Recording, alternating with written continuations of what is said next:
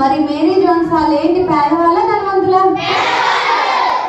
చర్చికి వెళ్ళేదా Mary Jones Sunday Sunday? ఎన్ని years అప్పుడు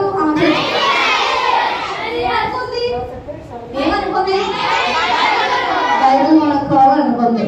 అప్పుడు చదువుకుందా? ఫస్ట్ లో చదువుకుందా వాళ్ళకి? తర్వాత ఎవరు వచ్చారు? పాస్టర్ గారు వచ్చినప్పుడు ఎన్ని దూరంలో, ఎంత దూరంలో వస్తుంది? మరి స్కూల్కి వెళ్ళిందా?